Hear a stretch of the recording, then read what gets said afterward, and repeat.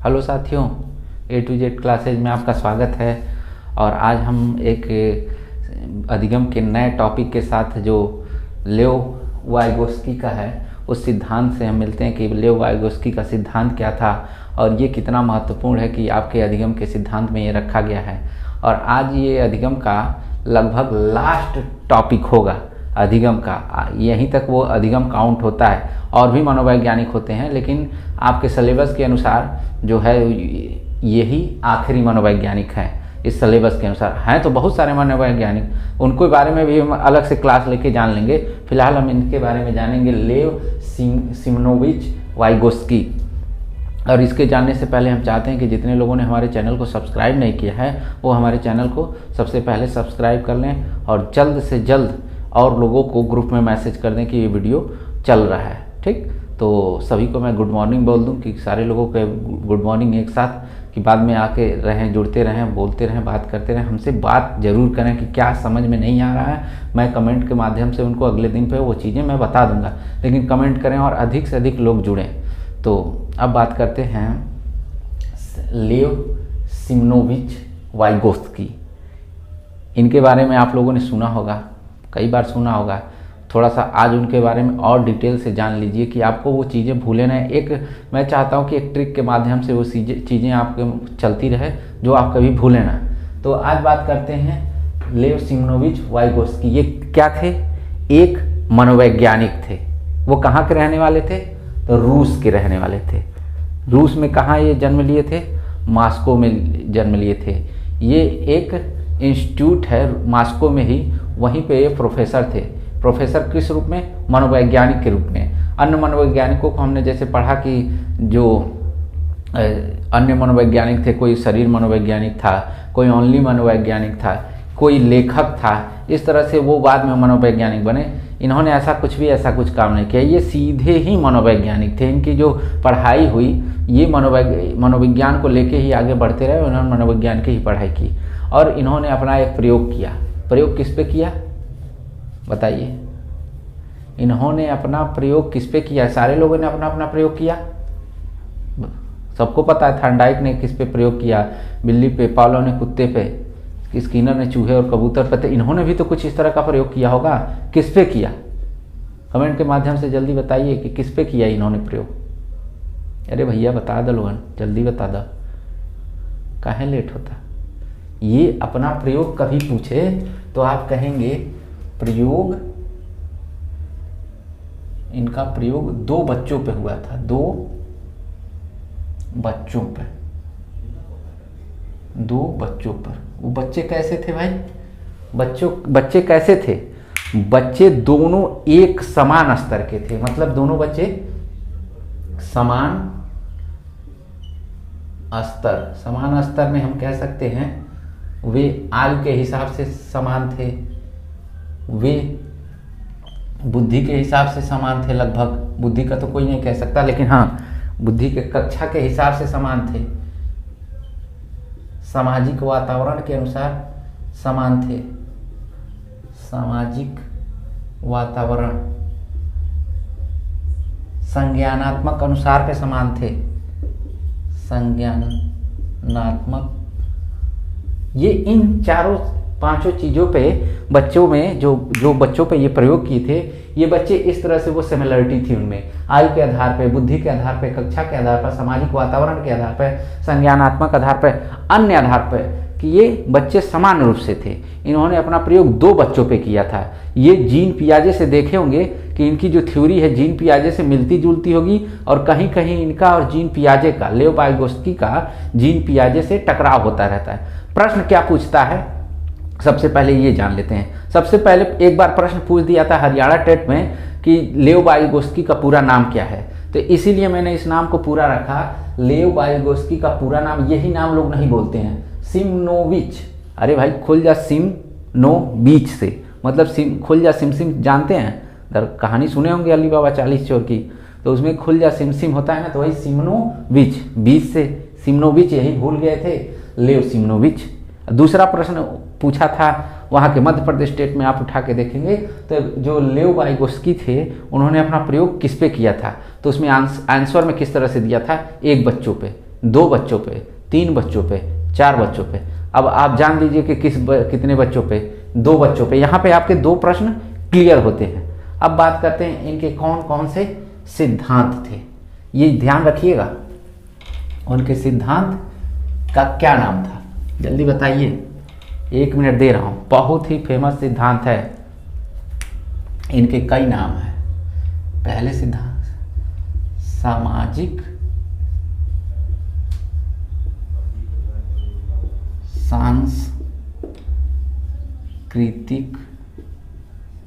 सामाजिक सांस्कृतिक सिद्धांत। दूसरा है सामाजिक सांस्कृतिक संज्ञानात्मक का सिद्धांत। संज्ञानात्मक का सिद्धांत। भाषा का सिद्धांत। भाषा का सिद्धांत। भाषा का सिद्धांत। और ये सामाजिक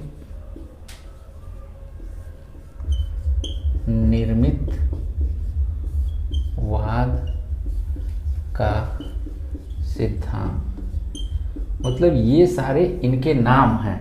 इनके जो सिद्धांत है लेओ वाइगोस्की का, ये सिद्धांत है, इनको अन्य नामों से भी जाना जाता है, लेकिन सबसे इम्पॉर्टेंट यही सब नाम है। सबसे पहले एग्जाम में यही देता है, सामाजिक सांस्कृतिक सिद्धांत। अगर वो ना दिया रहे सामाजिक सांस्कृतिक संज्ञानात्मक, कंफ्यूज ना होइएगा। भाषा का सिद्धांत, कहीं कहीं आप भाषा में देखेंगे कि भाषा विकास की बात करता है। भाषा विकास का सिद्धांत, शब्द सुनिए, भाषा विकास का सिद्धांत किसने दिया? तो चोमस्की में, चोमस्की का नाम सुने होंगे, उसने दिया था। लेकिन यहाँ सिर्फ भाषा का सिद्धांत कहे तो आप नाम लेंगे लेओ वाइगोस्की का। ठीक, भाषा विकास का सिद्धांत चोमस्की ने दिया है, भाषा का सिद्धांत लेओ वाइगोस्की ने दिया है। कोई कंफ्यूजन नहीं होना चाहिए, नहीं तो आप कहें कि सर भाषा का सिद्धांत तो चोमस्की ने दिया था, तो भाषा का विकास का सिद्धांत दिया था। और आगे आते हैं सामाजिक निर्मितवाद का सिद्धांत।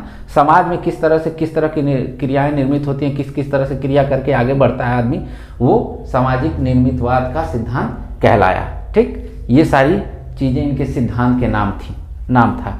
अब बात करते हैं इनके मुख्य सिद्धांत, जिसपे सारा का सारा दारोमदार होता है।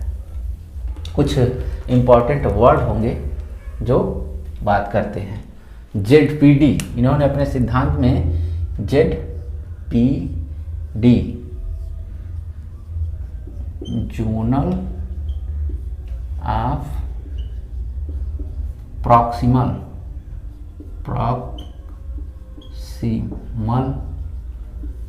डेवलपमेंट,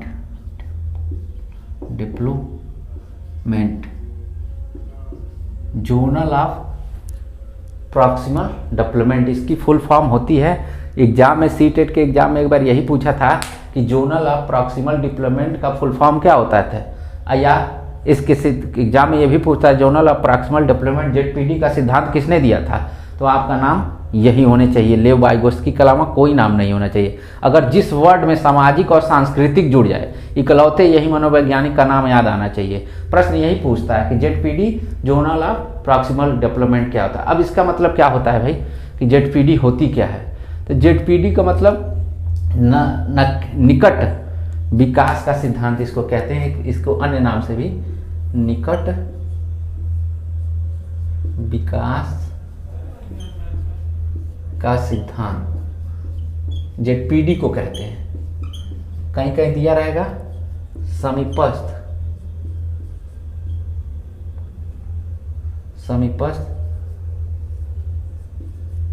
विकास, समीप विकास का सिद्धांत। मतलब इसको इस नाम से, ZPD को इस नाम से भी जानते हैं कि इसका क्या क्या नाम है। निकट विकास का सिद्धांत भी कहते हैं, समीप विकास का सिद्धांत भी कहते हैं। कोई कंफ्यूजन नहीं होना चाहिए। क्यों कहते हैं भाई कि ये कहता है कि मनुष्य जो कुछ भी सीखता है, जो अपने आसपास के लोग होते हैं, सामाजिक लोग होते हैं, उन्हीं से सीखता है। कैसे सीखता है भाई? कि अगर बालक साइकिल चलाना जानता है कह रहे हैं, बालक अगर साइकिल चलाने के लिए सीखता है तो अपने हिसाब से सीखना शुरू करता है, तो लोग उस साइकिल को सिखाने में उसकी मदद करते हैं। जैसे आप लोग ही साइकिल चलाना सीखे होंगे तो जरूर कोई ना कोई साइकिल को पीछे पकड़ा होगा ना, और साइकिल पकड़ के आपको चलाना सिखाया होगा। तो जो पकड़ के आपको सिखाता है वही समीपस्थ है, वही निकट विकास है, वही मनुष्य मतलब समाज में रह के जो आप क्रिया करते हैं, अंतः क्रिया करते हैं और उन लोगों से आप सीखते हैं, वही आपका जोनल और प्रॉक्सिमल डेवलपमेंट है। जो निकट का विकास, किसके माध्यम से आप विकास करते हैं भाई? आसपास के निकट के लोगों के। अब आसपास में क्या हो सकते हैं? भाई हो सकते हैं, बहन हो सकते हैं, माता हो सकती है, पिता हो सकते हैं, मतलब जो भी हो सकता है कि जो आपके पास रह के, सबसे निकट रह के आपके विकास में आपका सहयोग करता है, मतलब एक तरह से सहयोगी कर्ता कह सकते हैं जोनल ऑफ प्रॉक्सिमल डेवलपमेंट में। इसको सिखाने में एक चीज और काम आता है, MKO। ये वर्ड ध्यान दीजिएगा, एग्जाम में MKO भी पूछता है कि MKO होता क्या है? More knowledge other, more knowledge other, more knowledge other. MKO मतलब जिसको हमसे अधिक ज्ञान है, हमसे ज़्यादा किसी को अधिक ज्ञान है, उसको क्या कहते हैं? More knowledge other. भाई हम जब किसी से सीखते हैं तो उसको अधिक मान के ही सीखते हैं ना। हम किसी बुर्बक के पास नहीं जाएंगे कि भाई तुम ही हमें सिखा दो। हम जान रहे हैं कि वो कबाड़ा है, वो कुछ नहीं जानता, तो हम उसके पास क्यों जाएंगे सीखने? हमको सीखना होगा तो हम अच्छे लोगों के पास जाएंगे सीखने ना। हमको साइकोलॉजी सीखनी है तो आप हमारे पास आइए, नहीं साइकोलॉजी सीखनी है तो बहुत सारे लोग हैं भाई, दिन काट लेंगे, कट जाएगा, कोई बात नहीं। लेकिन ये सारी चीज़ें कौन बताएगा? नहीं बताएगा भाई, कहेगा हमको 1 घंटे के लिए बुलाएगा, 1 घंटे हम अपनी बात कहेंगे चलेंगे। लेकिन आपको अच्छी चीज़ें जाननी होगी तो आपके पास मान लीजिए ज्ञान है, मान लिया ज्ञान है, लेकिन आपको और अधिक ज्ञान अर्जित करना हो तो किसके पास जाएंगे? जो आपसे ज़्यादा ज्ञान रखेगा उसी के पास जाएगा ना। उसको कहेंगे मोर नॉलेज अदर, मतलब आपसे अधिक जिसके पास ज्ञान होगा उसको MKO कहेंगे। तो ये ZPD का ही एक पार्ट होता है कि जो अधिक ज्ञान रखता है हम उसी के पास जाते हैं, सीखते हैं। हमको गणित सीखना है, जो गणित का विशेषज्ञ होगा, चाहे गणित बहुत अच्छे जानता होगा, हम उसके पास सीखेंगे। विज्ञान जो अच्छे से जानता होगा, अगर हमको विज्ञान में इंटरेस्टेड है तो हम उसके पास जाएंगे। ये नहीं होगा कि हमको गणित में इंटरेस्टेड है हम हिंदी वाले के पास जाएंगे, ऐसा तो नहीं होगा। जो विषय का बारे में जानकारी रखेगा और हम उस विषय में इंटरेस्टेड होंगे, हम उसी तरह के व्यक्तियों के पास जाएंगे। ठीक, तो इसको कहा जाता है MKO। यहाँ तक बात समझ में आ गई। और अगले पॉइंट पे आते हैं। ZPD के अलावा एस्केप फोल्डिंग, नाम सुने होंगे आप लोग। एस्केप फोल्डिंग,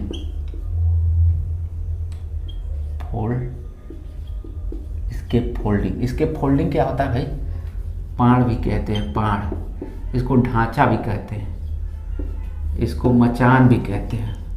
इसमें से कोई शब्द आ जाए आप समझ लीजिएगा एस्केप फोल्डिंग की बात कर रहा है। ये बहुत ही महत्वपूर्ण चीज है एस्केप फोल्डिंग। इसको पाड़ भी कहते हैं, इसको ढांचा भी कहते हैं, इसको मचान भी कहते हैं। जो भी नाम आ जाए, एस्केप फोल्डिंग की जगह आपका पाड़ लिखा रहे, ढांचा लिखा रहे, मचान लिखा रहे तो कंफ्यूज ना होइएगा। अब इसका मतलब क्या होता है? एस्केप फोल्डिंग का मतलब इसमें कहता है कि बालक बहुत कम जानकारी रखता है, बालक बहुत कम जानकारी रहता है और वो लोगों के बीच जाके अंतः क्रिया करता है। और जब अंतः क्रिया करता है तो वो उन लोगों से ज्ञान इकट्ठा कर लेता है। यानी हमको अपने संस्कार सीखने होंगे तो इकलौते सीख लेंगे, उस तरह के परिवेश में रहेंगे, उस तरह के लोगों के बीच रहेंगे तो उस तरह का संस्कार आएगा। हम इंडिया में पैदा हुए हैं तो इंडिया के जो कल्चर होगा, क्षेत्रीय जहाँ हम रहते हैं वहाँ उस क्षेत्रीय कल्चर सीख लेंगे। अमेरिका में रहते तो अमेरिका वाला, इनकी जगह रूस में रहते तो रूस वाला कल्चर सीख लेते। तो हम जहाँ रहते वहाँ के लोगों से अंतःक्रिया करके, अंतःक्रिया का मतलब उनके पास रह के, उनकी बातें सुन के, उनसे बात करके उन तरह के संस्कार हम सीख लेते। उसको क्या कहते हैं? एस्केप फोल्डिंग कहते हैं। मतलब कहा जाता है कि कोई बालक किसी चीज़ को सीखने के लिए कहीं किसी से दूसरे से मिलता है। जैसे आप पढ़ाई करने के लिए कहाँ आए? हमारे पास आए हैं ना। जब हम हमसे पढ़ाई कर रहे हैं तो टीचर हैं हम, तो आप हमको मोर नॉलेज अदर समझ के पढ़ रहे हैं। हम आपको वो चीज़ें सिखा रहे हैं, आपके लिए एक निर्माण कर रहे हैं, कुछ न कुछ बना रहे हैं। जैसे घर बनाया जाता है तो लेआउट बनाया जाता है सबसे पहले ना, नक्शा। लेआउट का मतलब नक्शा।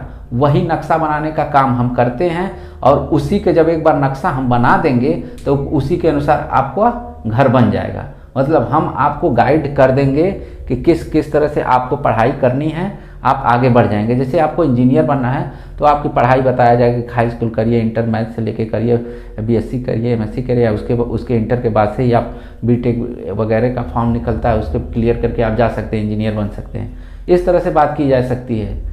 लेकिन अगर डॉक्टर बनना हो तो आपको बताया जाएगा कि बायो से पढ़ना पड़ेगा, उसके बाद आगे की पढ़ाई, उसके बाद आगे की पढ़ाई बायो की, इस तरह से पढ़ेंगे तब जाके आप डॉक्टर वाले फील्ड में जाएंगे। तो ये क्या है, एक नक्शा है। हम बस सुझाव देते हैं, ये नहीं कहते हैं कि आप करिए ही, हम सुझाव देते हैं। अगर आप उस सुझाव को मानते हैं, एक सांचा बनाते हैं, एक ढांचा बनाते हैं, एक मचान बनाते हैं, अगर उसके अनुसार आप ढलते हैं तो काम करते हैं, वो स्केप फोल्डिंग होता है। अब स्केप फोल्डिंग को हम जान लेते हैं एक गोले के माध्यम से। ऐसे 3 गोले बनाइएगा, निशाना नहीं लगाना भैया, निशाना नहीं लगाना। इसमें मैं गोला बना रहा हूँ तो इसमें निशाना आपको नहीं लगाना, ये ध्यान रहे, ठीक ना, कि वहीं से बैठे हैं, टप से देख रहा है, बीच वाला गोला दिख रहा है, यहीं पे ऐसे मार दें, निशाना नहीं लगाना है। निशाना लगाना है, बस ध्यान से सुनना है, दिमाग से निशाना लगाना है और आपके दिमाग में वो चीज़ें बिल्कुल फिट हो जाए। कैसे, ये पहला जो गोला है लेव वाइगोस्की कहते हैं, ये वास्तविक विकास कहते हैं इस गोले को, वास्तविक विकास। दूसरे गोले को ZPD कहते हैं और तीसरे गोले को कहते हैं संभावित विकास। एक प्रश्न पूछता है, जो प्रश्न पूछता है मैं उसकी पहले बात कर ले रहा हूं कि जो ZPD है किन के मध्य रहता है, किन के मध्य पाया जाता है। तो आपका उत्तर होगा वास्तविक विकास और संभावित विकास के मध्य में ZPD पाया जाता है। प्रश्न अलग तरीके से पूछता है कि ZPD के चारों तरफ किस तरह का आवरण होता है, तो भी आपका उत्तर होगा वास्तविक विकास और संभावित विकास। अब बात करते हैं संभावित विकास क्या होता है। संभावित विकास क्या होता है भाई, एक एक करके बात करते हैं। संभावित विकास के बारे में हम जानेंगे। संभावित विकास वो विकास होता है जो हम किसी विषय विशेषज्ञ से वो सारी चीज़ें सीखते हैं। जैसे हमको इतिहास का ज्ञान लेना होगा तो हम इतिहास वक्ता के पास जाएंगे, प्रोफेसर साहब इतिहास के जो होंगे उनके पास जाएंगे, जो PhD किए रहेंगे हम उनके पास जाएंगे, जो इतिहास का राजनीतिक विश्लेषक होगा चाहे विषय विश्लेषक होगा मैं उसके पास जाऊंगा, क्योंकि मुझे इतिहास के बारे में जानना था। वही बात कहता है कि हमको संभावित विकास के अंतर्गत हमको कुछ जानना होगा तो हम उस तरह के योग्य व्यक्तियों के पास जाएंगे, तब जाके हमारा विकास होगा, संभावित विकास होगा। कैसे, जो जिस सब्जेक्ट में माहिर हो हम उसके पास, उस तरह के लोगों के पास जाएंगे। तो ये कहता है योग्य व्यक्तियों से ज्ञान प्राप्त करना।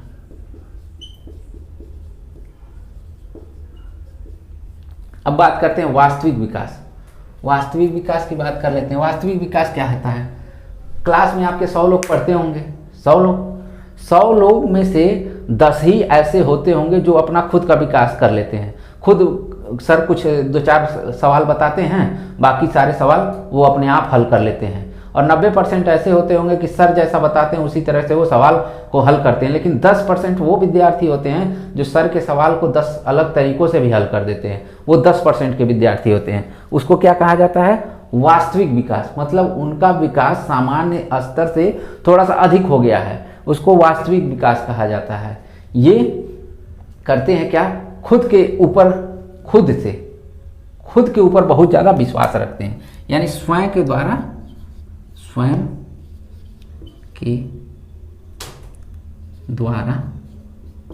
सीखना, ये स्वयं के द्वारा सीखते हैं।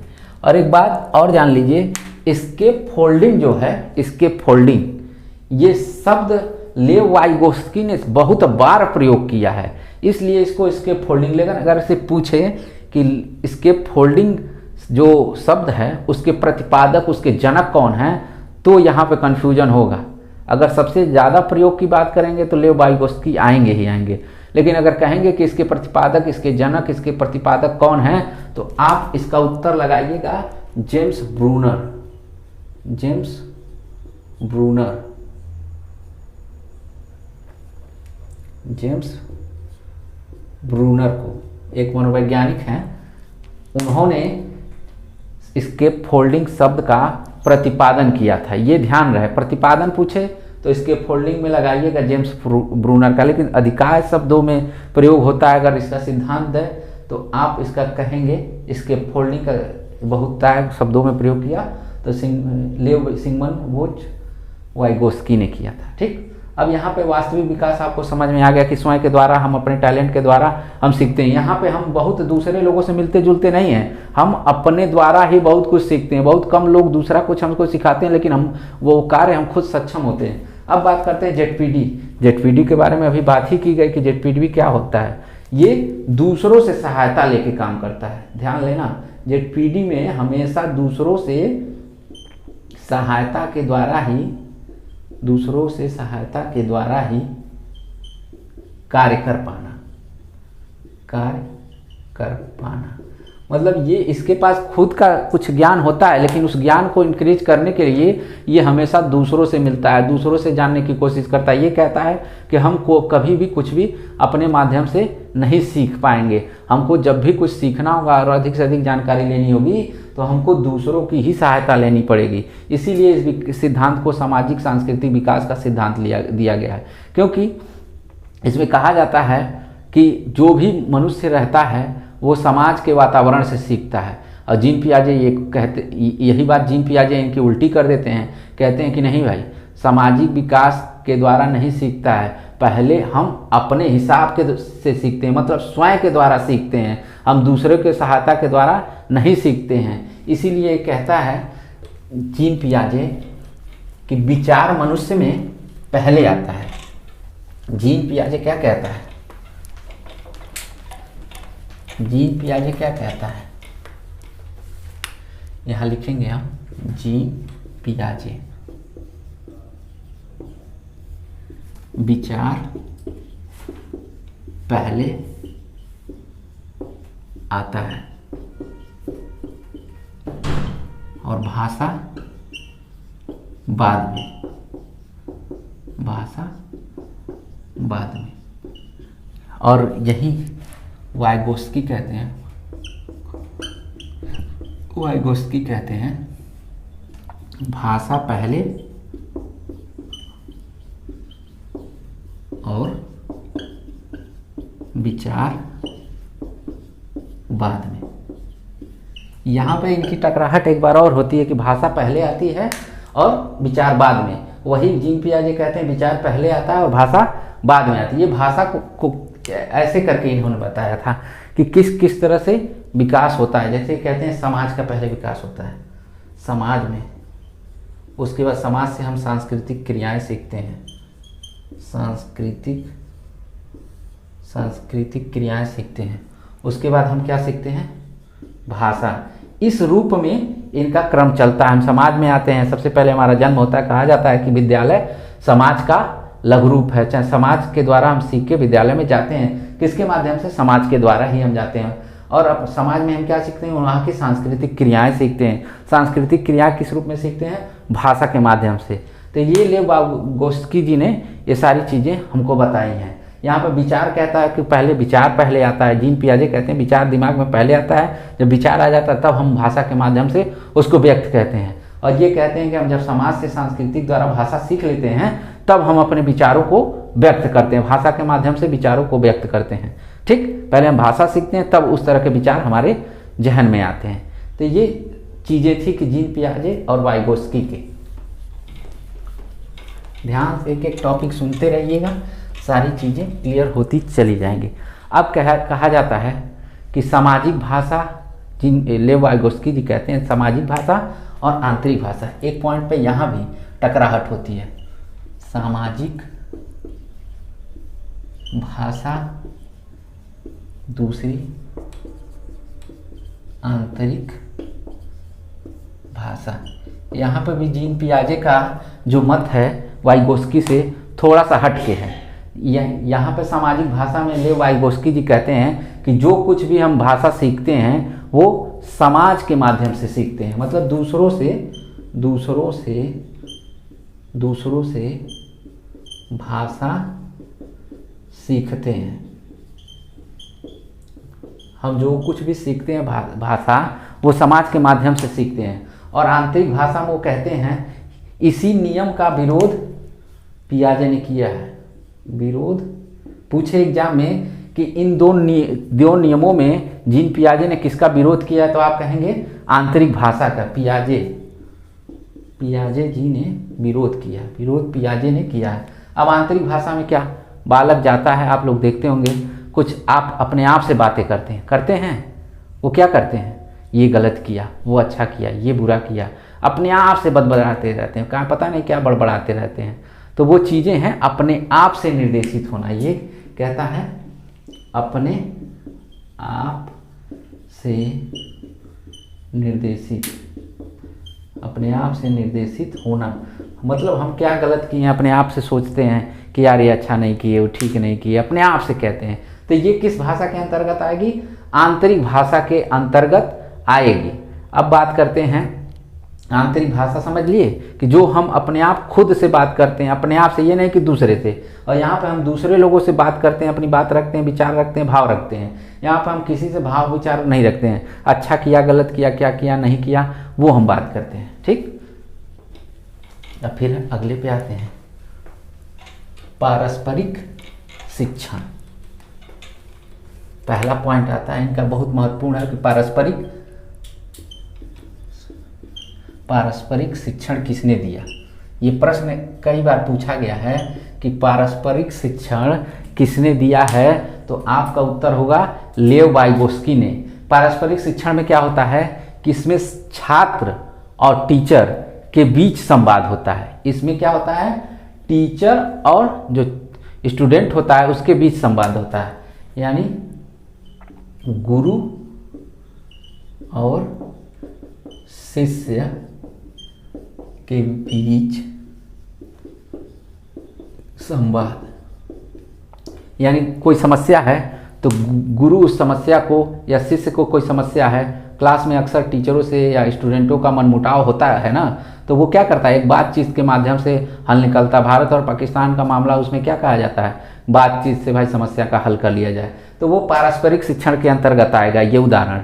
ठीक, तो यहाँ पे भी वही चीज़ें हैं कि टीचर जो है और जो स्टूडेंट है उसके बीच किसी न किसी प्रकार को लेकर मनमुटाव होता है, और नहीं भी होता है तो कोई समस्या, अगर शिक्षक को कोई समस्या होती है या शिक्षक को कोई समस्या होती है, तो वो उस समस्या को बातचीत के माध्यम से उस समस्या का हल कर लेते हैं। और टीचर स्टूडेंट को बताता है कि ये ऐसे ऐसे कार्य करो, तुम आगे बढ़ जाओगे। और दूसरा है इसी में सहयोगी शिक्षण। सहयोगी शिक्षण, ये दोनों टॉपिक बहुत इंपॉर्टेंट है, इसलिए एग्जाम में ये पूछा जाता है कि सहयोगी शिक्षण किसने दिया था। टीम टीचिंग की अलग बात होती है, ये ग्रुप टीचिंग की बात अलग होती है। तो इसको पूछा था कि एक बार कि सहयोगी शिक्षण किसने दिया था, तो आपका उत्तर होगा लेव वाइगोस्की। लेव वाइगोस्की हो गया। लेव वाइगोस्की में अब इसके अंतर्गत क्या होता है, एक लाइन में पूछ देता है कि ये कैसे होगा, तो आप कहेंगे जो ग्रुप होता है उसी में समस्या प्रदान की जाती है, समस्या प्रदान की जाती है, और आपसी सहयोग के द्वारा उसको हल किया जाता है, उसको हल किया जाता है। जैसे स्टूडेंट वर्सेज स्टूडेंट, मतलब इसमें क्या होता है, सिर्फ स्टूडेंट और स्टूडेंट ही रहते हैं, इसमें शिक्षक की कोई भूमिका नहीं होती है। इसमें स्टूडेंटों का ही सिर्फ ग्रुप होता है, और उस ग्रुप में एक समस्या दे दी जाती है, और उस समस्या पर क्या करते हैं, सारे स्टूडेंट जो होते हैं उस समस्या पर प्रकाश डालते हैं और समस्याओं को हल करते हैं। और बताते हैं। इसमें किसी सहयोग की ज़रूरत नहीं होती, इसमें आपसी सहयोग की ज़रूरत होती है। आपस में जो ग्रुप बनाया गया उन लोगों के सहयोग की ज़रूरत होती है। यहाँ पे सारी चीज़ें क्लियर होती हैं कि ये जो लेव वाइगोस्की हैं ये अभी तक ये बताते हैं कि इनका जो निचोड़ निकलता है कि अभी तक जितनी भी सामाजिक अंतःक्रिया के द्वारा ही बालक सीख पाता है, ये स्वयं के द्वारा कुछ भी नहीं सीखता है। जीन पियाजे कहते हैं स्वयं के द्वारा सीखता है, लेव वाइगोस्की कहते हैं नहीं, ये लोगों के सहयोग के द्वारा सीखता है। तो कई जगह जीन पियाजे इनके समकक्ष हैं, कई जगह जीन पियाजे इनकी टकराहट होती है। अन्य मनोवैज्ञानिकों से इनकी टकराहट नहीं होती। अगर पूछे कि सबसे ज़्यादा विरोध लेव वाइगोस्की का किसने किया, प्रश्न पूछता भी है तो आप कहेंगे जीन पियाजे ने। और इस तरह के जितने भी टॉपिक मैंने लिखा वो एग्जाम की दृष्टि से बहुत इंपॉर्टेंट था, इसलिए मैंने सारे को रखने की कोशिश की। और अभी तक जितने लोगों ने हमारे चैनल को सब्सक्राइब नहीं किया है वो जल्द से जल्द सब्सक्राइब कर लें। धन्यवाद।